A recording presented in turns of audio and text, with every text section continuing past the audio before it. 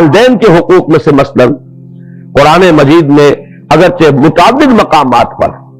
4 مقامات میرے سامنے موجود ہیں اس وقت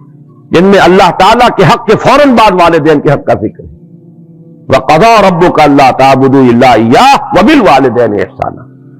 لیکن 2 مقامات ایسے ہیں کہ جن میں طور پر ماؤں کا ذکر کیا گیا ہے. حملتہ امہ وہنا علی وہن وفصالہ فی عامین ان اشکر لی ولوالدیک. اور اسی کی وضاحت ہمیں مل گئی حدیث نبوی میں کہ حضور سے ایک صحابی نے پوچھا کہ میرے حسن سلوک کا سب سے بڑھ کر مستحق کون ہے؟ آپ نے فرمایا تمہاری والدہ. کے بعد کون؟ پھر فرمایا تمہاری والدہ. تیسری مرتبہ پوچھا پھر کون؟ پھر فرمایا تمہاری والدہ. چوتھی مرتبہ پوچھنے پر فرمایا کہ تمہارے والد. معلوم یہ ہوا کہ 3 گنا حق ہے ماں کا باپ کے مقابلے میں. ادب، احترام اور اس دلجوئی، اس کے اعتبار سے گویا کہ یہ وہ کسر کا جب ہو رہا ہے کہ قانونی اعتبار سے اگر وہاں کوئی کمی تھی تو اس اعتبار سے اس کی تلافی کر. یہی وجہ ہے کہ آپ دیکھتے ہیں کہ حدیث نبوی میں علیہ صاحب الصلاۃ والسلام باپ کے قدموں تلے جنت کا تذکرہ نہیں ہے. الجنت تحت اقدام الامہات، جنت جو ہے وہ ماؤں کے قدموں تلے ہے. اس کو بھی آپ اسی کے حوالے سے سمجھ لیں. یہ وہی توازن پیدا کیا جا رہا ہے. اسی توازن کی ایک اور شکل ہے کہ بیٹوں کی پرورش پر کسی اجر و ثواب کا کوئی خاص تذکرہ نہیں ہے. یہ تو ٹھیک ہے، ایک انسان اپنی اولاد کو یہ سمجھتا ہے کہ اللہ کی عطا ہے، اللہ کی دی ہوئی چیز ہے، اور اس کا جو بھی حق ہے اس کے لیے، پالنے کے لیے، پوسنے کے لیے، اس کی ضروریات پوری کرنے کے لیے، وہ چاہے بیٹا ہو چاہے بیٹی ہو، اس کے لیے وہ بھاگ دوڑ کرتا ہے یہ سمجھ کر کہ یہ اللہ کی طرف سے مجھ پر ذمہ داری عائد کی گئی ہے، تو خواہ وہ بیٹا ہو خواہ بیٹی ہو، دونوں کے اعتبار سے اجر ملے گا انسان کو. ویسے یہ کہ طبعی محبت کے تحت تو جانور بھی اپنے اولاد کی پرورش کرتے ہیں اور خبرگیری کچھ کرتے ہیں. انسان میں وہ اللہ تعالیٰ نے بہت ہی زیادہ مادہ رکھ دیا ہے. لیکن یہ ہے کہ اس میں اگر انسان یہ سمجھ کر رہا ہو کہ یہ در حقیقت اللہ کی عائد شدہ فرض ہے مجھ پر جو میں ادا کر رہا ہوں، یہ اللہ کی امانت ہے میرے پاس. یہی وجہ ہے کہ جو اولاد بچپن میں فوت ہو جاتی ہے، اس کی نماز جو آپ پڑھتے ہیں، دعائے جنازہ جو اس میں مانگتے ہیں، اس میں کیا ہے؟ اللہم اجعلہ لنا فرطا واجعلہ لنا اجرا وذخرا واجعلہ لنا شافعا مشفعا. پروردگار یہ بچہ تو نے مجھے دیا تھا، تیری امانت تھی، میں نے جو مشقت کی ہے، پالا پوسا، ہم نے جو بھی اس پر مشقت جھیلی ہے، پروردگار تو اس کو ہمارے لیے آخرت میں ذخیرہ بنا دے، اجر کا ذریعہ بنا دے. معلوم یہ ہوا کہ چونکہ تیری شے سمجھ کر ہم نے یہ کام کیا. اگر کبھی محبت کے تحت ہو تو پھر تو اجر آپ اس کے پر کلیم کر ہی نہیں سکتے. تو اس اعتبار سے تو لڑکے اور لڑکی میں کوئی فرق نہیں ہے. لیکن یہ کہ آگے چل کر ساری احادیث کے اندر لڑکیوں کے پالنے پوسنے کے بارے میں ہے کہیں کہ جس نے 2 بچیوں کو بھی بڑی دلی محبت پالا پوسا، پروان چڑھایا، تعدیب اور تعلیم دی، اور وہ ان کو وہ جوان ہوئی، دونوں اس کے لیے اوٹ بن جائیں گی قیامت کے دن کہ جہنم میں نہیں جانے دیں گی. سترم من النار، اوٹ اور پردہ بن جائیں گی جہنم سے. اور بعض روایات میں تو ایک بچی کے بارے میں بھی یہ موجود ہے. تو معلوم یہ ہوا کہ ایک ہے قانونی نظام، ایک ہے یہ اخلاقی نظام. قانونی نظام میں وہ کیوں فرق رکھا گیا وہ بھی بڑی ہی سیدھی سی بات ہے، منطقی سی بات ہے. اگر آدمی ضد پر ڈٹائی پر نہ اتر آئے تو عقل سلیم اسے قبول کرے گی. اور وہ یہ ہے کہ کسی بھی ادارے کے 2 سربراہ بالکل مساوی اختیارات والے نہیں ہو سکتے. اگر ہوں گے تو وہ ادارہ جو ہے اس میں فساد پیدا ہو جائے گا، بد انتظامی ہوگی، ہنگامہ ہوگا، نظم قائم رہ نہیں سکتا کہ 2 سربراہ ہو گئے. تو اسی لیے آپ مینیجنگ ڈائریکٹر کسی لمیٹڈ کمپنی میں ایک ہی پائیں گے، ڈائریکٹر 50 بنا لیجیے آپ. اسی طریقے سے محکمے ہیں تو ان میں ڈائریکٹر اوپر ایک ہوگا، deputy director, assistant director, joint director, جتنے چاہے بنا لیں. لیکن یہ پر جا کر اگر ایک سربراہ، ایک کی مرضی، ایک کی ثوابدید، ایک کی جو بھی ترجیحات ہیں، اگر وہ بروئے کار نہیں آتی تو نتیجہ یہ نکلے گا کہ فساد رونما ہو جائے گا، نظم قائم نہیں رہ سکتا. بلکہ اس دلیل کو اللہ تعالیٰ نے توحید کے لیے، اپنی توحید کے لیے اس دلیل کو استعمال فرمایا ہے. کہ اگر اس کائنات میں ایک سے زیادہ خدا ہوتے لفسدتا، تو ان دونوں میں فساد پیدا ہو جاتا، ہنگامہ ہوتا، یہ نظم قائم ہی نہ رہتا۔ اس لیے کہ ایک کی مرضی کچھ اور ہے، دوسری کی مرضی کچھ اور ہے، ایک کی رائے کچھ اور ہے، دوسری کی رائے کچھ اور ہے۔ تو یہ نظم، یہ جو توازن، یہ جو آپ دیکھتے ہیں کہ بال برابر فرق واقع نہیں ہو رہا، جس کرے کے لیے جو بھی مدار طے کر دیا ہے وہ اسی کے اندر تیر رہا ہے، یہ کیسے ہوتا؟ اگر ایک سے زائد ارادے اور ایک سے زیادہ بااختیار شخصیتوں کا عمل دخل یہاں پر ہوتا، یہ توحید کی دلیل ہے۔ اسی کے اعتبار سے خاندانی نظام میں بہرحال بحیثیت انسان شرف میں، نیکی میں، خیر کے بنیادی کاموں میں کوئی فرق نہیں مرد اور عورت کے درمیان، لیکن جہاں تمدن کا نظام بنے گا وہاں یقیناً وہ برابر نہیں ہے۔ اس کی میں مثال ایک اور بھی دے دوں، اس سے بھی بات جو ہے بڑی آسانی سے سمجھ میں آ جاتی ہے کہ دیکھیے دونوں مرد، یہاں تو عورت اور مرد کا مسئلہ ہو رہا ہے، مرد ہیں دونوں، ایک افسر ہے ایک چپراسی ہے، مرد ہونے کے اعتبار سے دونوں برابر، انسان ہونے کے اعتبار سے دونوں برابر، ملک کے شہری ہونے کے اعتبار سے دونوں برابر، افسر کا بھی ایک ہی ووٹ ہوگا اور چپراسی کا بھی ایک ہی ووٹ ہوگا۔ شہری ہونے کے اعتبار سے یہ نہیں کہ افسر کے 10 ووٹ ہوں گے اور چپراسی کا 1 ووٹ ہوگا،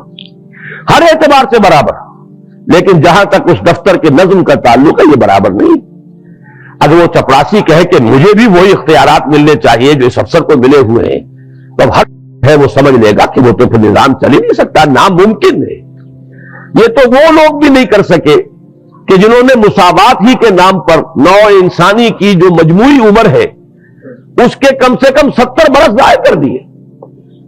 روس میں انقلاب آیا تھا 1917 میں، اور اب وہ وہاں سے پسپائی اختیار کر رہے ہیں، مان رہے ہیں اپنی غلطیوں کو اور توبہ کر رہے ہیں اور رجوع کر رہے ہیں، تو سب سے بڑھ کر تو مساوات کا نعرہ انہوں نے لگایا۔ تاریخ انسانی میں اس سے زیادہ بڑے پیمانے پر مساوات کا نعرہ نہیں لگا، لیکن آپ کو معلوم ہے کہ ان کے ہاں بھی یہ تو نہیں ہو سکتا تھا کہ ایک جرنیل اور ایک سپاہی برابر ہو جائے اختیارات میں، تنخواہوں میں بھی برابر نہیں تھے۔ یہ ضرور ہے کہ ان کے ہاں وہ فرق و تفاوت نہیں رہا جو امریکہ میں رہا ہے کہ ایک امیر ہے اور ارب روپے کا مالک ہے، اور ایک طرف غریب ہے اور حیوانی سطح پر زندگی بسر کر رہا ہے۔ امریکہ میں آج بھی یہ شکل نظر آ جائے گی، لیکن روس میں یہ نہیں تھا کم سے کم۔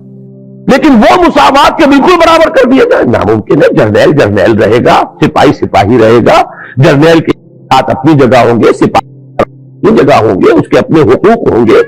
پھر یہ کہ تنخواہوں میں بھی فرق و تفاوت ہوگا۔ تو اس بات کو اچھی طرح سمجھ لیجئے کہ جہاں تک انسانی شرافت کا تعلق ہے، نیکی اور تقوی کے ان تمام اعمال کا تعلق ہے جو سورہ احزاب کی اس آیت مبارکہ میں نے آپ کو سنایا، بلکہ میں نے عرض کیا تھا کہ آخری آیت کا بھی میں وہاں تذکرہ کروں گا۔ اس سورہ مبارکہ کا جو ایک خاص مزاج ہے، اس میں یہ مردوں اور عورتوں کا ذکر ساتھ ساتھ جو آیا ہے بار بار، وہی آپ کو اس کی آخری آیت میں بھی ملے گا۔ لِيُعَذِّبَ اللَّهُ الْمُنَافِقِينَ وَالْمُنَافِقَاتِ وَالْمُشْرِكِينَ وَالْمُشْرِكَاتِ وَيَتُوبُ اللَّهُ عَلَى الْمُؤْمِنِينَ وَالْمُؤْمِنَاتِ وَكَانَ اللَّهُ غَفُورًا رَحِيمًا، تاکہ اللہ تعالی عذاب دے منافق مردوں کو بھی، منافق عورتوں کو بھی، مشرک مردوں کو بھی، مشرک عورتوں کو بھی، اور تاکہ اللہ تعالیٰ توبہ قبول فرمائے اپنے مومن بندوں کی بھی اور اپنی مومن بندیوں کی بھی۔ تو معلوم یہ ہوا کہ یہ جو 2 صورتیں ہیں، یہ نوٹ کر لیجئے، سورہ نور اور سورہ احزاب، یہ معاشرتی نظام سے متعلق قرآن مجید میں جامع ترین صورتیں یہی، انہی میں احکام ہے سطر اور حجاب کے۔ اس اعتبار سے ان کا ایک خصوصی مقام ہے، اور یہی وجہ ہے کہ آپ یہاں دیکھ رہے ہیں کہ اس طریقے سے تکرار کے ساتھ 10 اوصاف پہلے بیان کیے گئے، اور اختتام پر بھی علیحدہ علیحدہ، مومنین، مومنات، منافقین، منافقات، مشرکین، مشرکات۔ دوسری بات جو میں نے عرض کی کہ جہاں تک نظام کا اور تمدن کا تعلق ہے اس میں یہ برابر نہیں، ہمیں یہ بات کھل کر کہنی ہے، ہمیں کوئی اس میں حجاب نہیں ہونا چاہیے، اس لیے کہ یہ ہمارے دین کی تعلیمات ہے، ہمیں ان سے جو بھی بات سامنے آتی ہے اسے قبول کرنا چاہیے اور دھڑلے کے ساتھ اس کا اعلان کرنا چاہیے، چاہے دنیا ہمیں دقیانوسی کہے۔ اس اعتبار سے ضرورت ہے کہ ایک اعتماد پیدا ہو ہمارا اس کتاب پر اور محمد الرسول اللہ صلی اللہ علیہ وسلم پر۔ مجھے ایک واقعہ یاد آیا کہ بعض صحابہ نے حضور کے سامنے مسئلہ رکھا کہ یہ یہودی جو ہے ہمیں چھیڑتے ہیں، چڑھاتے ہیں کہ تمہارے نبی تمہیں بڑی چھوٹی چھوٹی باتوں کی تعلیم دیتے ہیں۔ حضور صلی اللہ علیہ وسلم نے فرمایا تم ان سے کہو کہ ہاں وہ ہمیں کرنا بھی سکھاتے ہیں، اس لیے کہ یہ بھی انسانی زندگی کا ایک حصہ ہے۔ طہارت نہ ہو تو پوری زندگی کے اندر ایک خباثت پیدا ہو جائے گی، لہٰذا تو ہمیں طہارت کے اصول بھی بتاتے ہیں، استنجا کرنا بھی سکھاتے ہیں۔ تو یہ اعتماد ہونا چاہیے کہ بجائے اس کے کہ لوگ جو ہے وہ آپ کے اوپر حاوی ہو جائیں کچھ نعرے لگا کر، آپ کو چاہیے کہ جو اپنی بات ہے، جو کتاب و سنت کی تعلیمات ہے، اس پر دھڑلے کے ساتھ، پورے اعتماد کے ساتھ قائم رہے اور پوری جرأت کے ساتھ اس کا اعلان کرے۔ اب میں آتا ہوں تیسری بات کی طرف۔ دینی معاملات میں ایک تو مسئلہ وہ ہے، نماز ہے، روزہ ہے، حج ہے، عمرہ ہے، صدقہ ہے، یہ تمام جو چیزیں ذکر ہے، یہ تمام چیزیں جو ہیں جن کا ذکر سورہ احزاب کی اس آیت میں آیا، ایک اس سے اوپر کا مرحلہ ہے دین کی تبلیغ، دین کی دعوت، اور دعوت اور تبلیغ سے بھی اونچا ایک مرحلہ ہے دین کی اقامت، دین کو غالب کرنا، دین کو قائم کرنا، دین کے نظام کا بول بالا کرنا۔ اس میں عورتوں کا کتنا حصہ ہے؟ آیا اس میں بھی وہ برابر کی شریک ہوگی؟ آیا اس میں بھی ان کا معاملہ وہی ہے کہ جو مردوں کا ہے، یا یہ کہ اس میں فرق و تفاوت رہے؟ اس کو میں چاہتا ہوں، کیونکہ مجھ سے کہا گیا تھا کہ بعض خواتین اس مسئلے میں خاصی پریشان ہیں، اس لیے کہ ضرورت تو واقعتاً محسوس ہوتی ہے کہ مغربی ذہن رکھنے والی اور مغربی تہذیب کی دلدادہ خواتین تو سڑکوں پر بھی آتی ہیں، نعرے لگاتی ہیں، جلوس نکالتی ہیں اسلام کے خلاف، قرآن مجید کے صریح احکام کے خلاف۔ اب اگر ان کا مقابلہ مسلمان عورت تو معلوم یہ ہوتا ہے کہ بازی ہار جائیں گے، ہم اس میدان میں آنا پڑے گا۔ ایک ضرورت کا احساس ہے، لیکن یہ کہ اس کے ساتھ ہی اسلام کی جو تعلیمات بنیادی سطر ہے، حجاب ہے، گھروں میں رکے رہنا ہے، وقرن فی بیوتکن، پھر اسلام نے عورت پر جو اصل ذمہ داری ڈالی ہے، اولاد کی پرورش ہے، اس کی تربیت ہے، شوہر کی خدمت ہے، شوہر کے لیے گھریلو ماحول کو بہت پرسکون بنانا ہے تاکہ اسے سکون حاصل ہو، لتسکنوا الیہا، یہ بھی قرآن مجید کے الفاظ ہیں، یہ اس کی ہے کہ جو پرائمری رسپانسبلٹیز ہے، بنیادی ذمہ داریاں ہیں۔ اب ان دونوں کے اندر یقیناً ایک تصادم آ جاتا ہے کہ یہ متضاد ہے، یہ دو تقاضے، ان کو کس حد تک پورا کیا جائے۔ اس میں جہاں تک میرا مطالعہ ہے، نوٹ کر لیجئے، جب تک سطر اور حجاب کے احکام نازل نہیں ہوئے تھے، یہ تو آپ کو معلوم ہے شریعت پوری ایک دم تو نہیں آئی تھی، بلکہ یہ کہ رفتہ رفتہ تدریجاً، اور شریعت کے اکثر و بیشتر آئے ہیں ہجرت کے بعد۔ اس سے پہلے نہ پردے کے احکام تھے، نہ سطر کے احکام تھے، نہ اور کوئی دوسری شریعت کے اندر جو چیزیں حرام کی گئی، ابھی شراب بھی حرام نہیں تھی، جوا بھی حرام نہیں تھا، سود بھی حرام، کوئی شے حرام نہیں تھی۔ ابھی تو بنیادی بات توحید، رسالت پر ایمان، آخرت پر ایمان، اخلاق حسنہ، تزکیہ نفس، سارا زور اس پر سر ہو رہا تھا۔ اس وقت تک تو ہمیں یہ نظر آتا ہے کہ صحابیات بھی بالکل دوش بدوش تھیں، شانہ بشانہ تھیں، ہر میدان میں انہوں نے وہ تمام مقامات بلند حاصل کیے ہیں کہ جو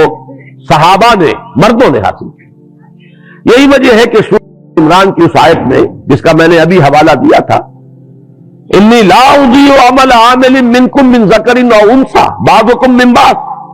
فالذین ہاجروا واخرجوا من دیارہم واوذوا فی سبیلی وقاتلوا وقتلوا لأکفرن عنہم سیئاتہم ولأدخلنہم جنات تجری من تحتہا الانہار۔ تو جن لوگوں نے اللہ کی راہ میں ہجرت کی، جنہیں اللہ کی راہ میں ایذائیں پہنچائی گئیں، جنہوں نے اپنے گھروں کو چھوڑ دیا، اپنے گھر نکالے گئے، جنہوں نے اللہ کی راہ میں قتال کیا، اب یہ جو سارے معاملات ہیں، اس میں تو قاتلوا وقتلوا، اور قتل ہوئے، تو معلوم یہ ہوا کہ ان تمام چیزوں میں ہمیں نظر آتا ہے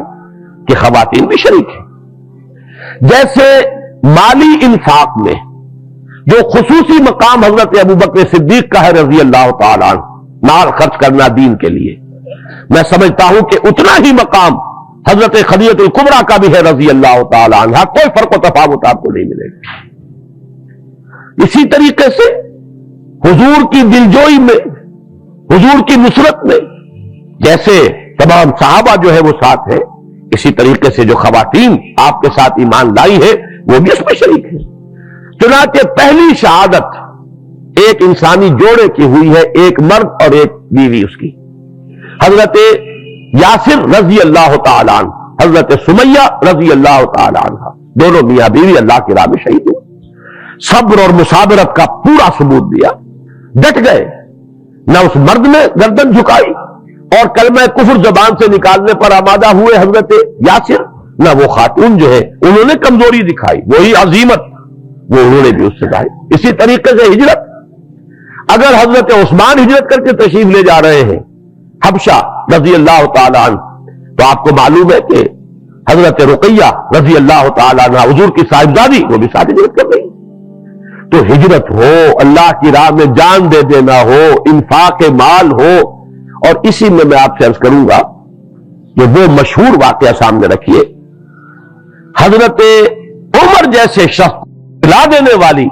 وہ تو ان کی ہمشیرہ تھی حضرت فاطمہ بنت خطاب، عمر کو عمر بنا دینے والی، عمر فاروق بنا دینے والی، اس لیے کہ اور تو کسی کی بات ابھی ان پر اثر انداز نہیں ہوئی تھی۔ اصل میں جو عظیمت انہوں نے دیکھی اپنی ہمشیرہ میں کہ حضرت فاطمہ بنت خطاب نے، جبکہ حضرت عمر انہیں مار رہے تھے، زد و کوب کر رہے تھے، شوہر کو بھی مارا ہے، حضرت سعید ابن زید رضی اللہ تعالی عنہ، اور جب وہ آگے بڑھی ہے بچانے کے لیے تو ان کو مارا ہے، لہو لہان کر دیا ہے۔ لیکن جب حضرت فاطمہ بنت خطاب زوجہ سعید ابن زید رضی اللہ تعالی عنہما، جب ان کے زبان سے یہ الفاظ کہ اے عمر چاہے تم ہمیں ہلاک کر دو لیکن ہم اب اس دین کو چھوڑنے والے نہیں، بگڑ کر رہ گئے حضرت عمر۔ اسی کو علامہ اقبال نے کہا تو نہیں دانی کہ سوزے قراتے تو کرد تقدیر عمر را،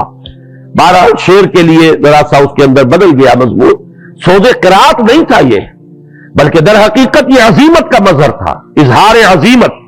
کہ ہم نے جان بھی دینے کو میں تیار ہوں لیکن یہ کہ اب اس دین کو چھوڑنے کے لیے آمادہ نہیں۔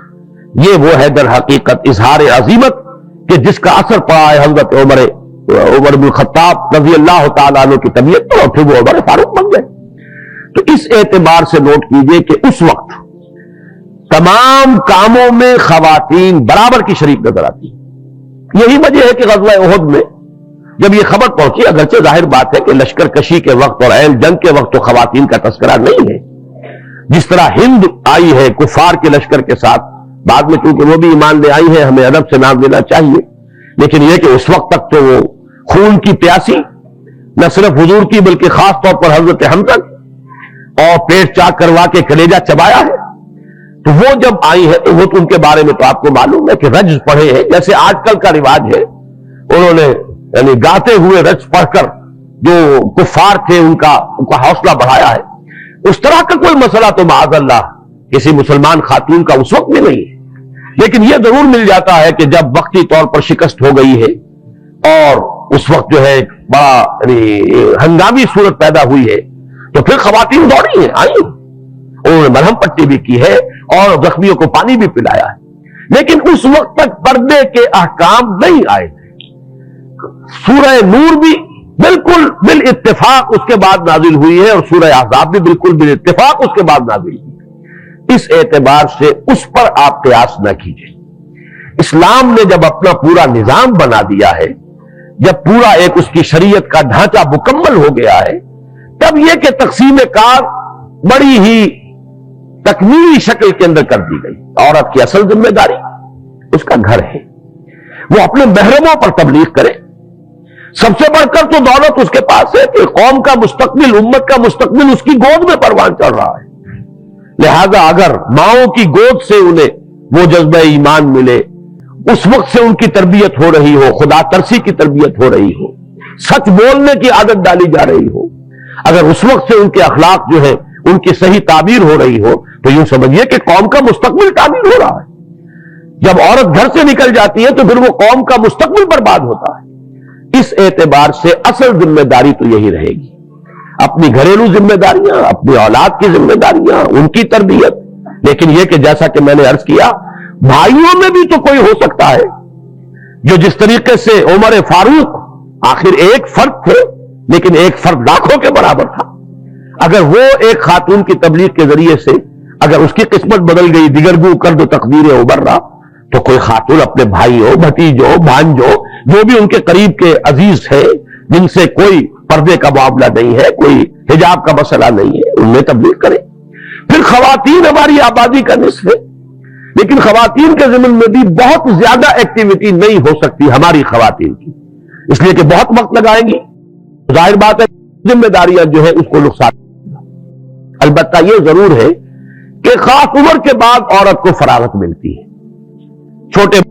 کا جو بھی اس وقت بوجھ ہوتا ہے وہ ختم ہو جائے، اس کے بعد اگر کوئی خاتون جو ہے وقت نکالتی ہے، اور یہ تو اس میں کوئی چیز حرام نہیں ہے، کوئی چیز ایسی نہیں ہے کہ مطلق کر دیا گیا ہو،